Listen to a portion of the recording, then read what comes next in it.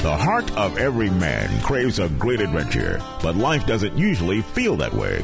Jesus speaks of narrow gates and wide roads, but the masculine journey is filled with many twists and turns. So how do we keep from losing heart while trying to find the good way when life feels more like a losing battle than something worth dying for?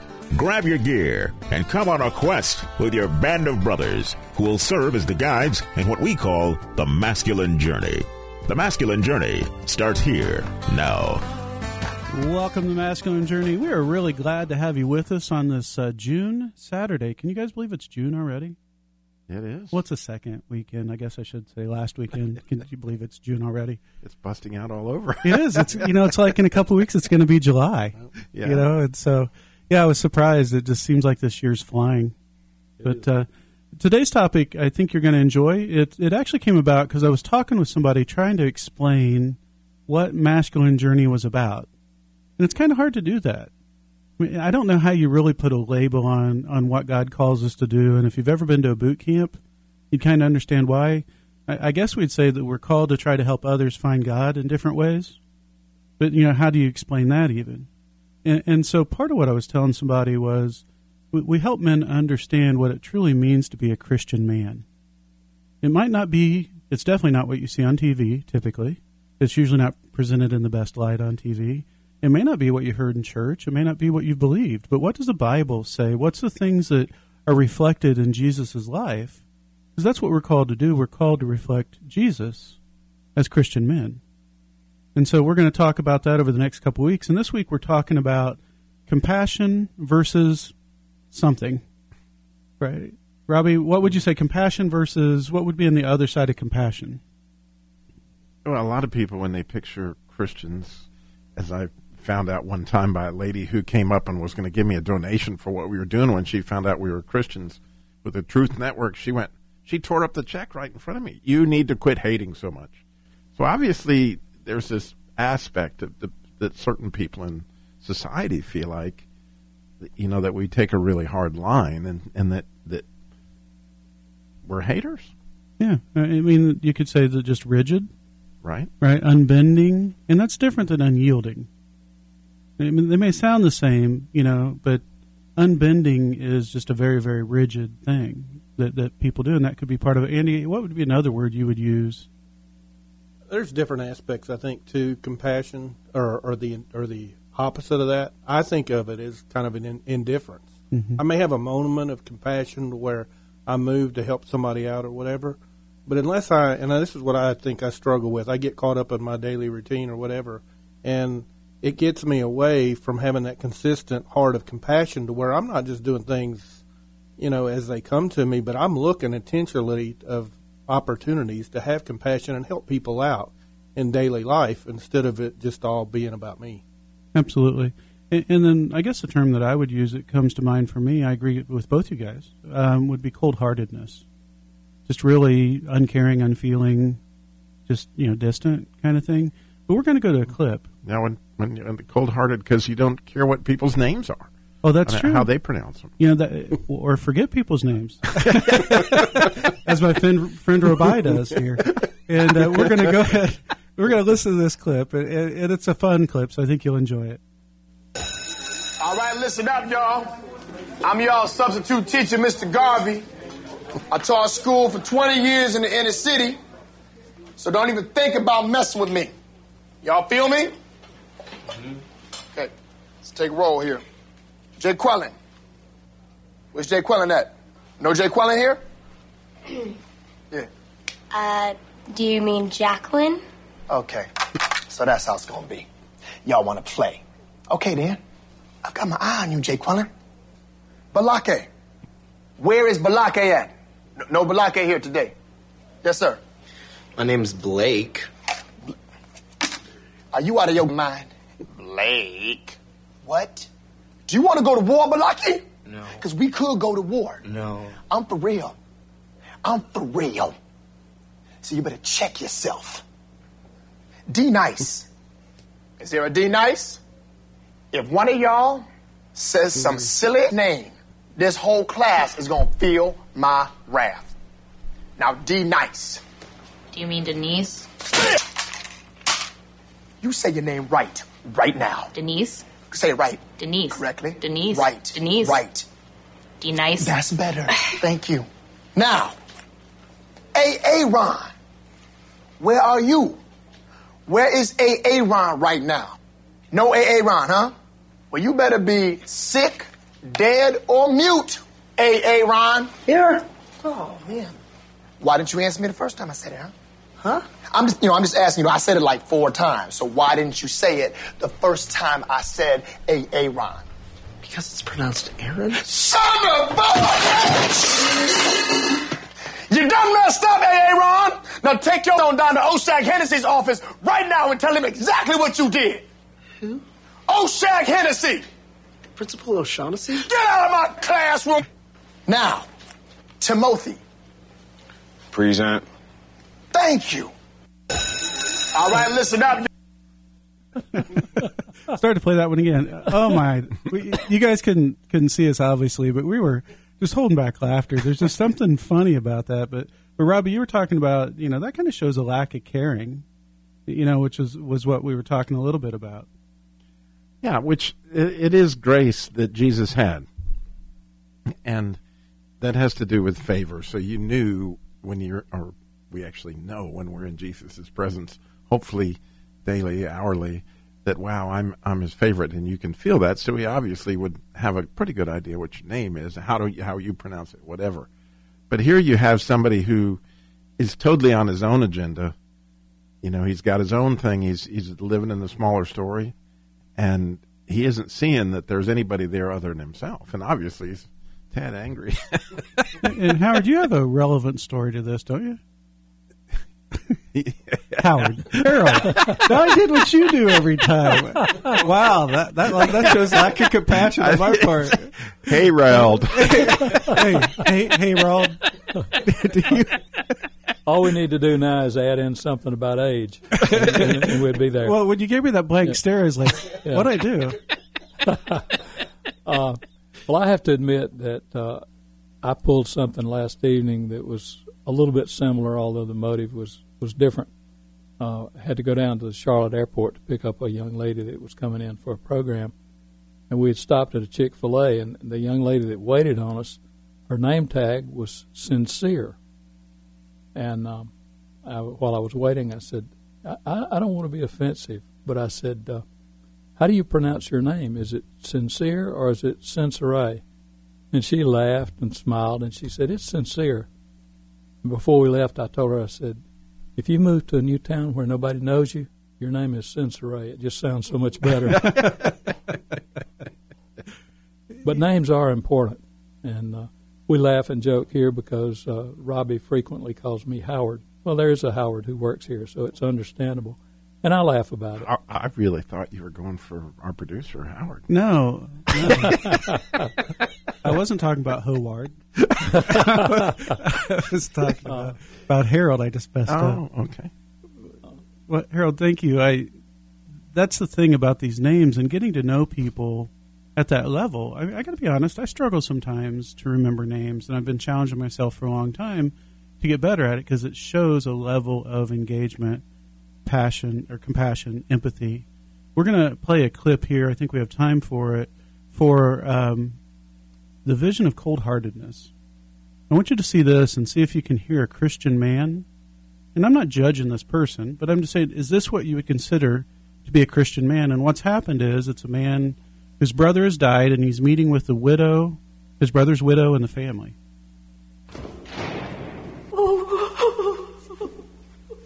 You must bear up against sorrow, Mom. I always do. Mine was no common loss. Well, it was no uncommon loss.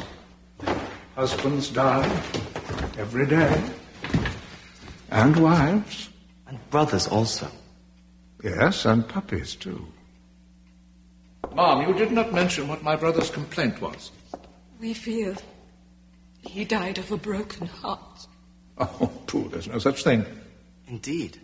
If you have no heart to break. In your letter, you said the creditors had administered and there was nothing left for you. We tried to sell the house, but no one seemed to want a little home like ours. So you spent what little remained coming all the way to London to see what I could do for you. It was your brother's dying wish that you might do something for his children. How is it when a man dies without any property of his own, he thinks he has the right to dispose of other people's? What a feckless, inconsiderate man. Our father, your brother, had a noble heart. Which beats no more. Wow. It does seem like wow, but as I listen to that, I picture myself at a Christian funeral, mm-hmm. Where I've heard people actually say things like, well, Jesus promised he's going to comfort you, that if you have faith, this really wouldn't, you'd be glad that the person's up in heaven. All sorts of interesting things come out there, like, mm-hmm. That really don't speak to, the brokenheartedness of the situation. And it's been my experience that Christians are more tender-hearted about situations like that than less. Right. As you look at Scripture, trying to go back, trying to find a time when Jesus lacked compassion. I don't think you can really find one. Right? I mean, you could talk about how he treated the Pharisees. I mean, he was pretty harsh with the Pharisees, but he was speaking truth to them in a way they needed to hear it. And there was definitely some forthrightness, I guess you would say, some strong words towards them, but they were also responsible for being teachers of the law, and so they were leading other people astray. But when I think of the woman at the well, that's not how he treated her heart. I mean, he still spoke truth to her. And so I think as Christians, there's times that we need to speak truth to people, but it's all in how we do it.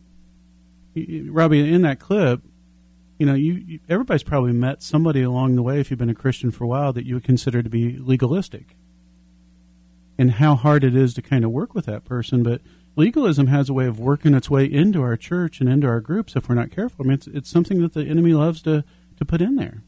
Jesus had a perfect example of the woman taken in adultery. And he says, okay, if you don't have any sin, go ahead and throw a rock. Yeah. Nobody threw a rock. And he didn't condemn the woman. He just told her to go and sin no more. Yeah, I've got a whole lot on that, where we end up in cliquey situations and situations with Christian schools. There's a lot to talk about right there. And we will talk about being compassionate. We do have a great clip on that. You don't want to miss that. And speaking of things you don't want to miss, we have a boot camp coming up. November with Howard. November 9th through 12th. Please go register at masculinejourneyradio.org. Again, that's masculinejourneyradio.org. Hi, this is Sam with Masculine Journey. I'm here with my son Eli. We're going to talk about ways that you can help support the ministry. One way, you can go to smile.amazon.com. There's information on our website there on how to do that. Then you can go to facebook.com, where you can click the donate button, or you can go to masculinejourneyradio.org. Once again, look for the donate button. Or if you want to mail something in, mail it to P.O. Box 550, Kernersville, North Carolina, 27285. Sam, this November boot camp could literally change a lot of men's life. I talked to a lot of men. They say they don't know what their place is in the grand scheme of things. They don't know how to behave as Christian men. God designed us for freedom, and it's coming up at this boot camp. It is. Go to masculinejourneyradio.org to register now. Just $169 early bird pricing for 4 amazing days. Go to masculinejourneyradio.org. Register now.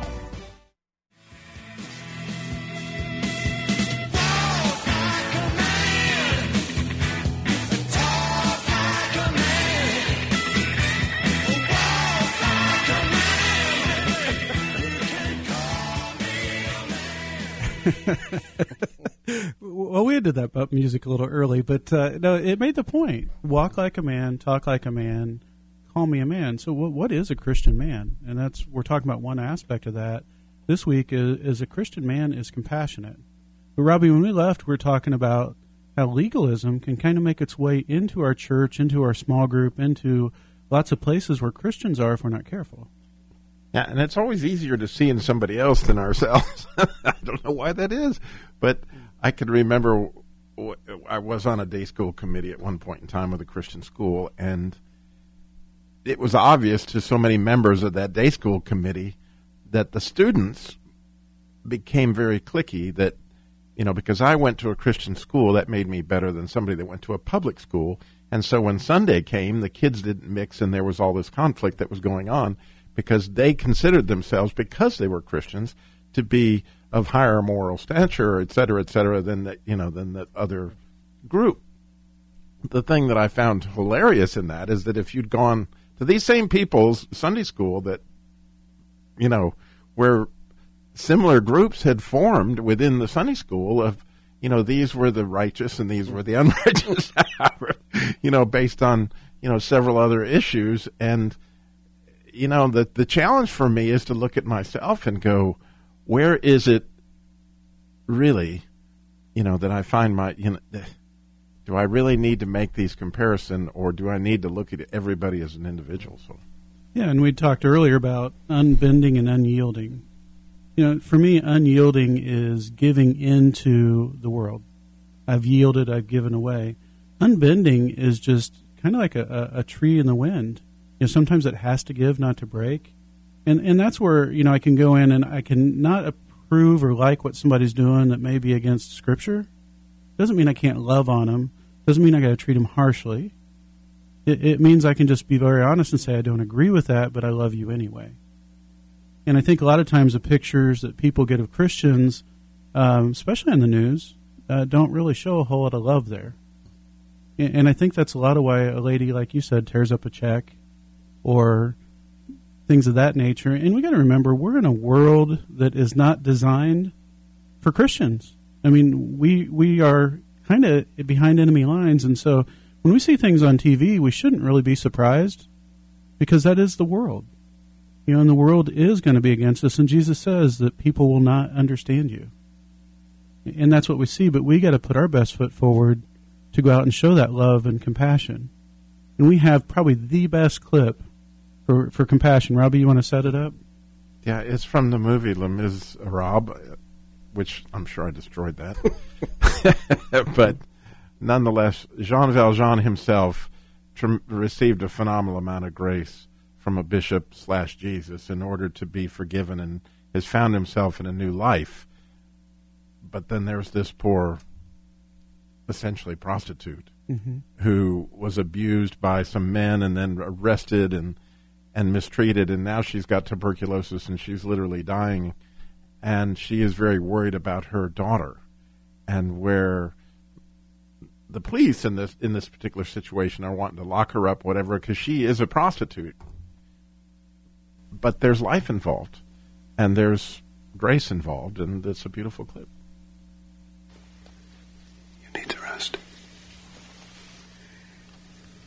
You don't want to kiss. I want you to rest.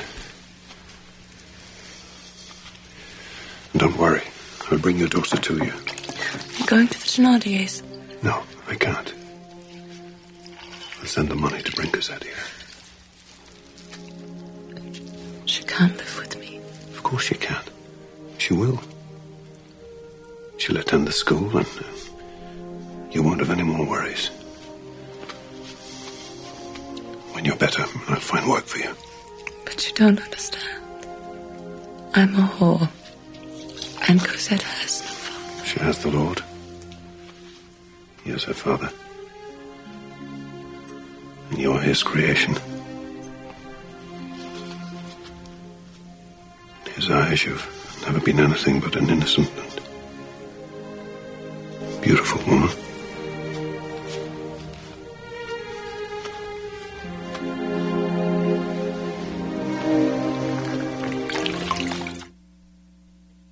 Robbie, that's a clip we've used pretty often at boot camp to kind of just show that compassion side to men and help them understand what that looks like. And what it means to love a woman well without necessarily wanting something in return. And, that is such a picture of that. It's hard to pick it up in just the audio. But, of course, her being a prostitute, she sees him, he's trying to get her clothes dry, so he's unbuttoning part of her, what she's wearing. And she's assuming that he wants to take advantage of her. And so when he won't accept the kiss, she's like, what is this? I've never seen this before. Are you a real man? And the bottom line to it, Sam, is he may be the only real man she's met. Oh, absolutely. And if you've watched this movie, the person that's supposed to be the one standing up for justice is the one that's really the legalist holding the line, that's not having any grace at all or any compassion of any kind in the movie. And it's such a great portrayal when you watch it. There's some great scenes in it. It's one that, for me personally, I wasn't a big fan of the movie, but I loved the clips that were in it. They were just so amazing that they continue to speak to me. But it is a good movie to watch when you get to see Grace and you get to see some of the stuff we're talking about. Andy, when I say compassion, or Robbie, or Harold, I said it right that time. When I say compassion, what's that word really speak to you? If someone said, what does compassion mean? I guess the thing, when you look at, our example for compassion has to be Jesus himself. And I talked about many times about how he was moved with compassion, whether it be for raising Lazarus from the dead or one of his many healing accounts. But he was moved with compassion, and it was, to me, I just look at it as human love, or God, not human love, but God's love coming through a human to reach out to another human. Just a move of the divine to the not divine, and just a concern for that individual, with, like what Robbie was saying, with not expecting anything in return. And that's the difference in a lot of attempts of man's love, is it's always expecting something in return, and that's really not love. But compassion is the absence of that expecting anything in return. I'm here to benefit you without expecting anything in return. Right. Robbie, what about you? How would you classify compassion? Well, it's interesting. I find the opposite again. I remember when I first started the Jesus Labor Love program, I went trying to find people to help these, and being in the car business, I could relate to what they were telling me. And one particular dealer that clearly could have easily helped, what he said, I don't want those junky cars, and that's not the word he used. I don't want those junky cars in here. That, once you fix one thing, there'll be another thing and another thing. It's a waste of money. It's a waste of time. If you fix their car, they're just going to be back and it's going to be broken again. Wow. And I was like, what? The sad news is everything he said was true. If cars, they'll continue to break. That brand new 2017 will do the exact same thing over a period of time. If you fix it, it will break again, and it will break again. But in the meantime, this person has a chance to experience life, has a chance to take their kids to school, whatever. But when you're up against it, and why should we do this? That's a question that's always underlining so much of what we walk through. It is. Harold, you got a thought on that? Sam, something I read in your book just recently, I think relates to this. I think our attitude toward other people affects whether or not we act in compassion. And what I read in your book talked about the difference between looking through a window and looking in a mirror. And I think if we more often looked in a mirror to see ourselves as we really are, then when we went back and looked out the window, we would see people slightly different and have a different attitude toward them and be more willing to reach out. Thank you. That's and the title of that book that everybody should go out and get. Strengthening Your Good Heart. There you go. You can find it on Amazon and lots of different places. It is a really good book. I am thoroughly enjoying it. It's a daily devotional, and Sam's done a wonderful thing there. Well, thank you. It's I know it's God's words through me because I didn't remember writing that part. But now I do it. I like it. It was good. You wrote it for Howard. Yeah, for Howard. We got a couple minutes here, but if you guys can think of stories where Jesus, if we model ourselves after Jesus, when did he show compassion? And I'm going to steal an easy one here. But if you go back and you look at the story of the leper that he healed, he didn't just heal the leper. If you look at the scripture, he touched him first, and then he healed him. And there was such a healing of the heart in that, because the thing that he's never had in years is being touched, because then that other person would become dirty. right? And so he's missed the touch of another person. And Jesus knew that he needed his body healed, but he needed his heart and the inside healed. And so he touched him first and let him feel that love, and then he healed his body. And for me, that is just the embodiment, as I look at that, of compassion. I know exactly where you are, and I want to help you get through that. For me, it's what he did for me personally, because I can remember I was terrified of the dark, and I screamed out to him one night, you got to help me. I can't take this anymore, being afraid of the dark. And he showed up for me in prayer and said clearly to me, Robbie, what's the worst thing that could happen? And I was like, well, somebody could come in here with a knife, and and I was terrified. And he said to me, Robbie, what would be so bad about that? And he walked me into, wait a minute, that's threatening me with you. I would be with you forever. And it really, he healed me through a conversation there, and I have never been the same, and I never will be the same, because he literally took that fear, the compassion he had for me, just a chicken laying there in bed, telling my wife to go up and check on the noises. He made it better. I just love the story when the woman put the oil on his feet and with her tears and wiped it with her hair. And the guy that had invited him into his house didn't even give him any water to wash his feet. Mm-hmm. And the way he treated that woman. Yeah, he definitely treated her with love and compassion. And there's so many more stories, because that's who Jesus was. And that's who we're called to be more like. But we cannot do that on our own. We can't just say, I'm going to be more compassionate tomorrow. That's where you got to turn to the Holy Spirit and say, please guide me, direct me, open up these things in my heart to help me find that compassion that mirrors God's love to others. And so I challenge you this week to go out and be praying to him, saying, God, just help me find that compassion that you want me to have. Help me to see it clearly through your eyes. See you next week.